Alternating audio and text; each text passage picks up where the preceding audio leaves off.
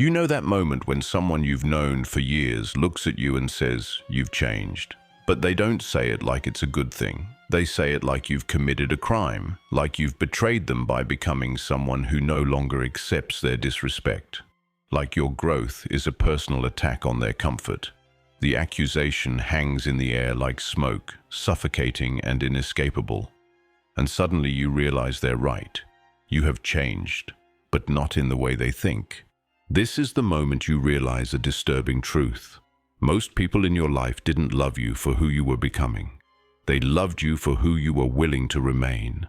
Small, accommodating, endlessly forgiving, always available, never requiring anything in return. They fell in love with your wounds, not your wholeness.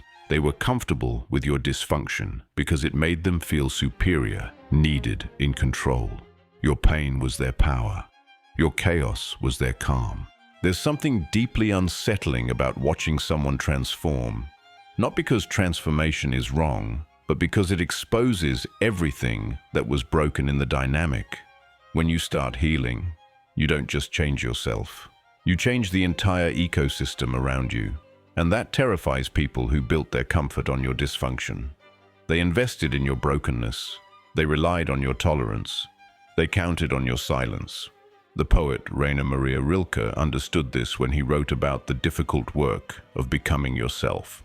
He knew that healing isn't just about feeling better. It's about developing standards. It's about becoming selective with your energy, your time, your presence. It's about learning to say no without guilt and yes without resentment. It's about discovering that you deserve the same respect you give to others.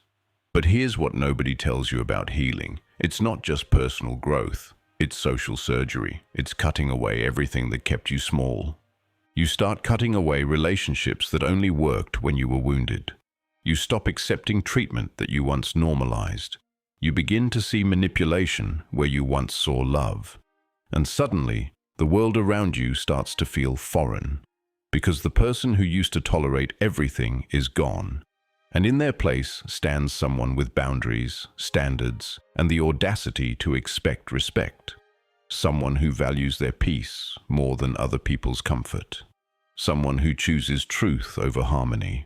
Someone who refuses to shrink to make others feel big.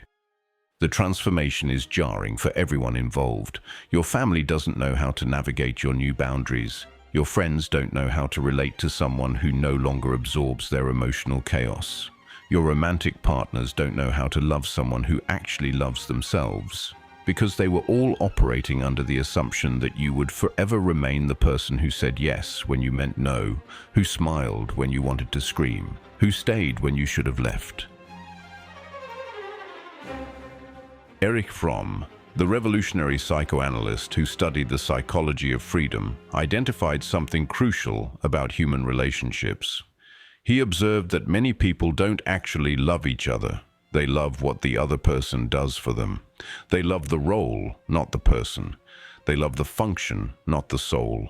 And nowhere is this more evident than in how people react to your healing. The moment you stop functioning the way they expect, the love evaporates. The support disappears. The understanding vanishes. When you're unhealed, you're incredibly functional for others. You absorb their emotions without processing your own. You solve their problems while neglecting your needs. You provide comfort, stability, understanding, forgiveness, all without asking for reciprocity. You become an emotional service provider, always open, always available, always understanding. Your pain makes you useful. Your trauma makes you manageable. Your low self-worth makes you controllable. Think about it. How many of your relationships were built on your willingness to be the emotional dumping ground? How many people stayed close because you never asked difficult questions, never set uncomfortable boundaries, never demanded reciprocity? How many connections existed purely because you were too broken to expect better treatment? Your dysfunction was their convenience. Your tolerance was their freedom to be careless with your heart. But healing changes the terms of engagement. Suddenly, you require respect to give respect. You need consistency to offer loyalty. You demand honesty to share vulnerability. You expect effort to invest energy. This isn't selfishness. This is basic emotional economics. But to people who got used to taking without giving, it feels like punishment. It feels like you're being unreasonable, demanding, difficult. Because they've grown accustomed to your emotional charity. They've taken your generosity for granted. Fromm called this the difference between being and having. When you're unhealed, people can have you, your attention, your empathy, your forgiveness, your energy. You become a possession, an object to be used when needed and discarded when inconvenient. But when you heal, you start being yourself, whole, complete, sovereign. And being yourself is terrifying to those who only knew how to consume you. Because a healed person can't be manipulated, controlled, or exploited. They can only be met at their level or left behind. The most shocking realization in healing is discovering how many of your relationships were built on your willingness to accept less than you deserved. How many people loved you precisely because you didn't love yourself enough? How many connections existed only because you were too broken to require anything real? Your dysfunction was their comfort zone, and your healing threatens everything they thought they knew about you. It forces them to confront the reality that they never wanted a healthy relationship with you. They wanted a convenient one. This is why healing is often a lonely process. Because as you become whole, you realize how many people were only interested in your pieces. As you develop standards, you see how many relationships were built on your lack of them. As you learn to value yourself, you discover how many people only valued what you could do for them. The healing process isn't just about getting better, it's about getting clear, and clarity is often painful.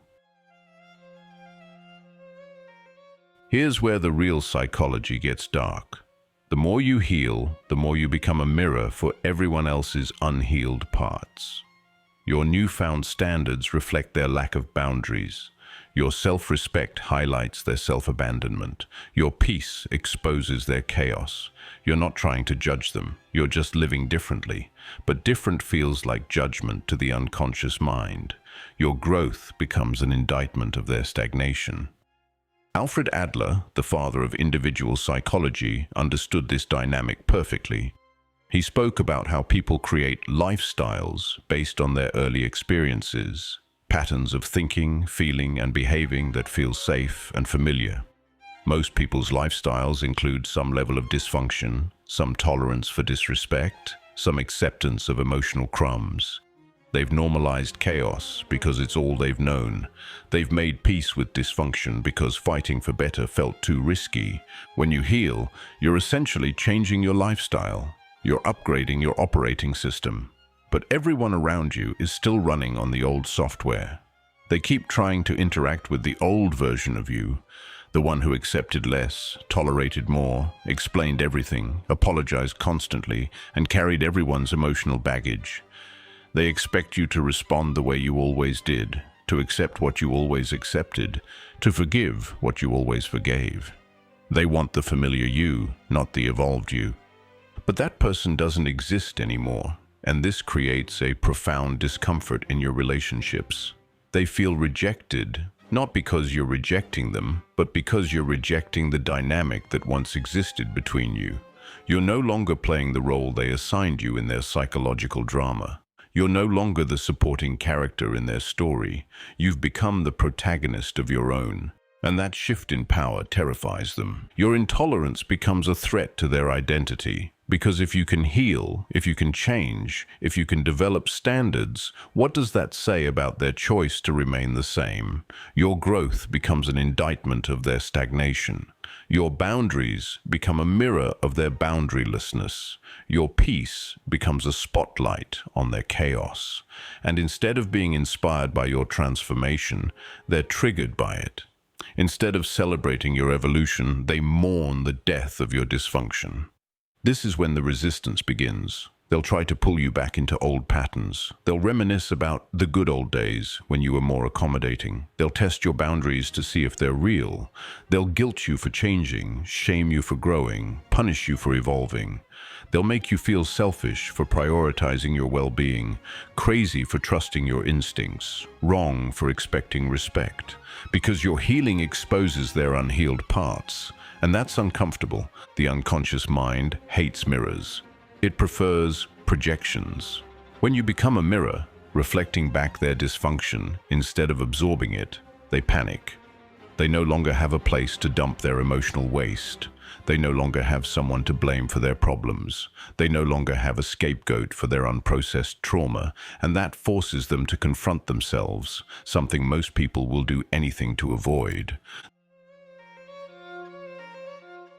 There's a moment in every healing journey when you realize something shocking. Most of your relationships were built on your dysfunction. People didn't fall in love with your strength. They fell in love with your weakness. They didn't admire your boundaries. They exploited your lack of them. They didn't respect your voice. They appreciated your silence. They loved how easy you were to please, how quick you were to forgive, how little you required. Your brokenness was their convenience. Rollo May, the existential psychologist who studied the courage to create, wrote about this phenomenon. He observed that many people are more comfortable with others' limitations than with their potential. Because limitations are predictable, manageable, controllable. But potential is dangerous. It threatens the status quo. When someone starts accessing their potential, it forces everyone around them to confront their own unused capacity for growth. It exposes their choice to remain small. When you start healing, you begin accessing your potential. You start speaking up instead of shutting down. You start leaving instead of staying. You start choosing instead of accepting. You start requiring instead of hoping. This isn't cruelty, this is consciousness. But to unconscious people, consciousness looks like coldness. To people living in dysfunction, health looks like hostility. To people addicted to chaos, peace looks like punishment. The healing person becomes intolerant of emotional manipulation, one-sided relationships, disrespectful communication, boundary violations, gaslighting, passive aggression, and conditional love. Not because they're judgmental, but because they've developed enough self-worth to recognize these patterns as unacceptable. They've learned that what they tolerate is what they get, and they've decided they deserve better. They've stopped accepting crumbs and started demanding the whole meal. This is where the real work begins. Because healing isn't just about feeling better, it's about becoming someone who refuses to feel worse for someone else's comfort. It's about developing what psychologists call distress tolerance, the ability to sit with discomfort without rushing to fix it, change it, or escape from it. But more importantly, it's about developing disrespect, intolerance, the inability to accept treatment that diminishes your worth. Your standards become your shield. They protect you from people who would use your kindness against you, exploit your empathy, take advantage of your forgiveness. Standards aren't walls, they're filters. They let in what serves you and keep out what harms you. They're not about being difficult, they're about being discerning. They're not about being cold, they're about being conscious. But developing standards means disappointing people. It means saying no when you used to say yes. It means leaving when you used to stay. It means requiring reciprocity when you used to give unconditionally. It means ending relationships that were built on your dysfunction. And that's terrifying for everyone involved, including you. If this resonates with you, if you're recognizing yourself in this journey from tolerance to standards, hit that subscribe button. Because this channel isn't for people who want to stay comfortable. It's for people who are ready to stay conscious. And what's coming next will show you exactly why your intolerance isn't a problem to fix, but a power to embrace. We're going to explore why being difficult is sometimes necessary, why making people uncomfortable is often healthy, and why your intolerance might be the most loving thing you can offer the world. There's a difference between toxic intolerance and sacred intolerance. Toxic intolerance comes from fear, judgment, and superiority. It's about punishing others for not meeting your expectations, controlling their behavior to make yourself feel safe, using your standards as weapons against their humanity. Sacred intolerance comes from self-respect, consciousness, and love. Love for yourself and ultimately love for others, even when it doesn't feel that way. Sacred intolerance is not about punishing others for their unconsciousness. It's about refusing to participate in dynamics that diminish everyone involved. When you become intolerant of dysfunction, you're not punishing others. You're refusing to enable them.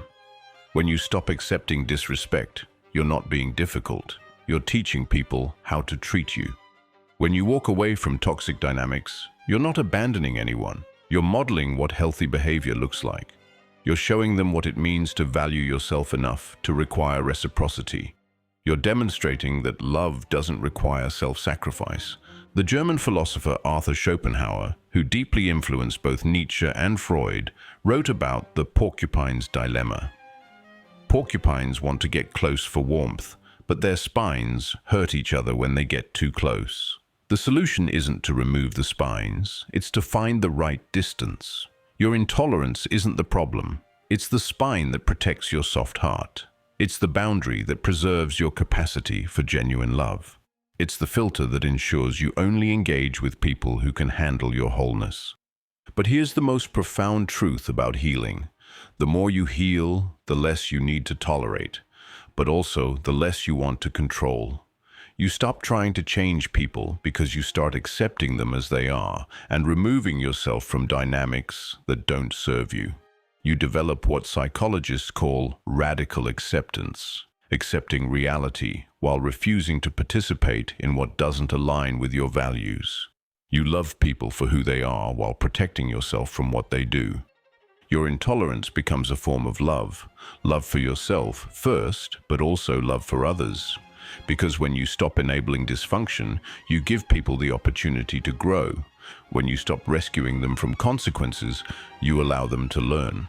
When you stop accepting their projections, you force them to own their emotions. When you stop being their emotional dumping ground, you free them to find healthier ways of processing their pain. Your boundaries become an invitation for them to develop their own. Some people will rise to meet your new standards. They'll grow, change, evolve alongside you.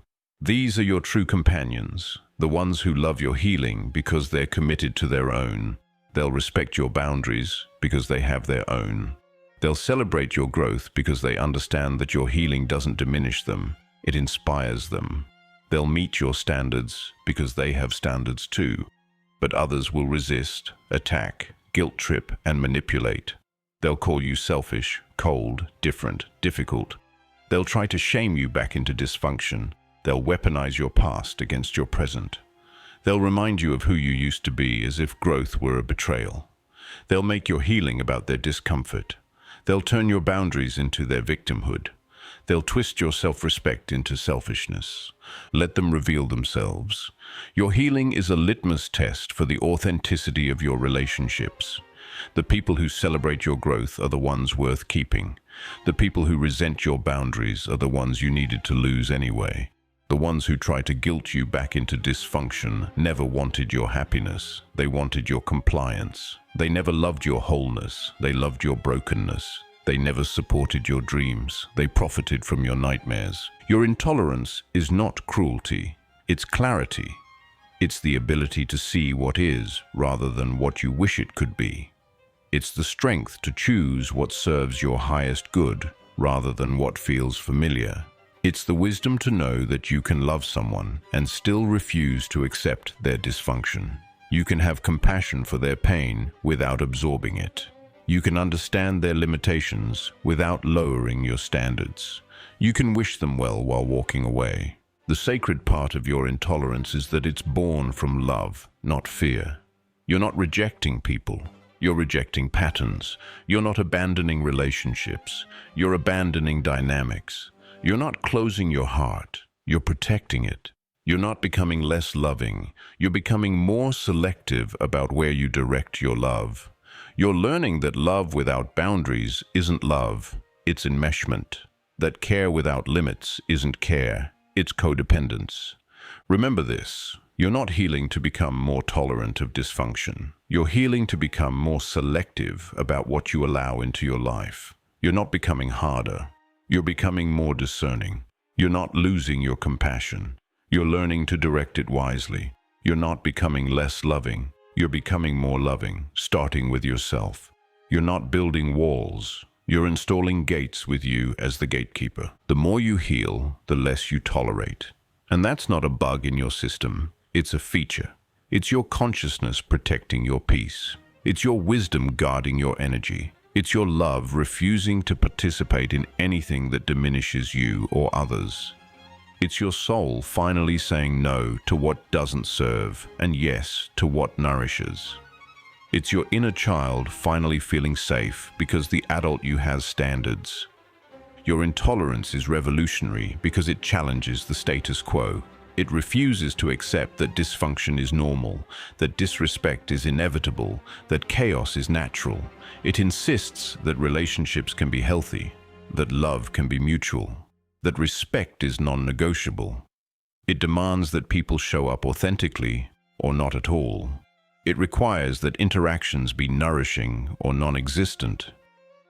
If this journey of conscious intolerance speaks to your soul, if you're ready to stop apologizing for your standards and start honoring your growth, then subscribe to this channel.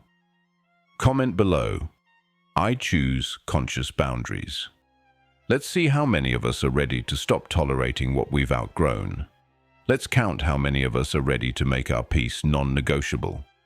Your healing isn't just personal, it's revolutionary. Every boundary you set, every standard you maintain, every toxic dynamic you refuse to participate in, you're not just changing your life.